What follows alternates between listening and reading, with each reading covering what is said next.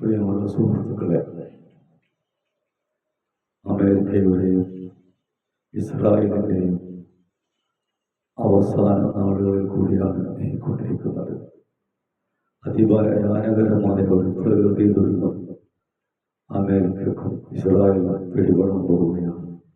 കാരണം ഈ നിരപരാധികളെ ലോകത്ത് അനവധി കൊന്നൊതുക്കിയ ഈ രാഷ്ട്രങ്ങളുടെ പ്രതികാരം വീട്ടാൻ എന്ന ലോകത്തൊരു ശക്തി ഇല്ലാതെ വന്നതുകൊണ്ട് മാത്രം അള്ളാഹു അതിൽ ഇടപെടാൻ തീരുമാനിച്ചിട്ടുണ്ട് എന്ന് മനസ്സിലാവുന്നു. താമസിക്കാതെ അവർക്കുള്ള അതിൻ്റെ പ്രകൃതി ദുരിതം കിട്ടിക്കൊണ്ടിരിക്കുമെന്നതിൽ സംശയം വേണ്ട.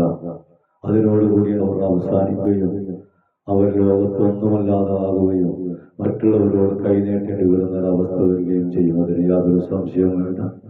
അവിടേക്കാണ് ഈ ലോകത്തിൻ്റെ പോക്ക്. കാരണം മറ്റുള്ളവരെല്ലാം അവരുടെ സുഖങ്ങൾ അനുഭവിച്ചുകൊണ്ട് അവരുടെ നാടിന് കോട്ടങ്ങളോ നേട്ടങ്ങളോ വരുന്നത് മാത്രം നോക്കിക്കൊണ്ട് നാടിന് സംരക്ഷണം നോക്കിക്കൊണ്ട് ജീവിക്കുമ്പോൾ ഈ നിരപരാധികളെ, ഒന്നിലുപെടാത്ത നിരപരാധികളെ, ലക്ഷത്തോളം വരുന്ന നിരപരാധികളെ കൊന്നൊതുക്കിയ ഈ ജൂതന്മാരെ അള്ളാഹു തന്നെ നശിപ്പിച്ചു കളയുന്നതിൽ യാതൊരു സംശയവും വേണ്ട. കാരണം ഹിറ്റ്ലർ ഇവരെ നശിപ്പിച്ചത് എന്തുകൊണ്ടാണെന്ന്, എന്ത് ദുരിതമാ കാലത്ത് ജനങ്ങൾ അനുഭവിച്ചത് കൊണ്ടാണെന്ന് മനസ്സിലാക്കാൻ വേണ്ടിയാണ് ഇവരെ കുറച്ചുപേരെ അന്ന് ബാക്കി വെച്ചത്.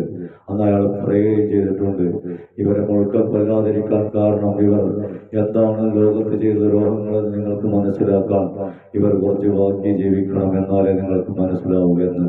അത് ഇന്ന് ലോക ജനത മുഴുക്ക മനസ്സിലാക്കിക്കൊണ്ടിരിക്കുകയാണ്. ഇവരെ ഒതുക്കാൻ ഇന്ന് ലോകത്തിന് കഴിയാത്തൊരവസ്ഥയും എത്തിപ്പെട്ടിരിക്കുന്നു. അതുകൊണ്ട് അല്ലാതെ പ്രകൃതി ദുരിതമല്ലാതെ ഇവരെ നശിപ്പിക്കാൻ വേറൊരു മാർഗമില്ല.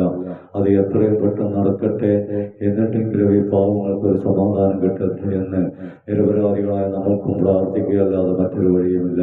എത്രയും പെട്ടെന്ന് അത്തരം സംഭവങ്ങൾ നടക്കാൻ ദൈവത്തിനോട് നമ്മൾ പ്രാർത്ഥിക്കുക. അത് മാത്രമേ ഇനി മാർഗമുള്ളൂ എന്ന് ഒരിക്കൽ നിങ്ങളെ ഓർമ്മപ്പെടുത്താൻ ആഗ്രഹിക്കുകയാണ്. അസ്സലാമു അലൈക്കും.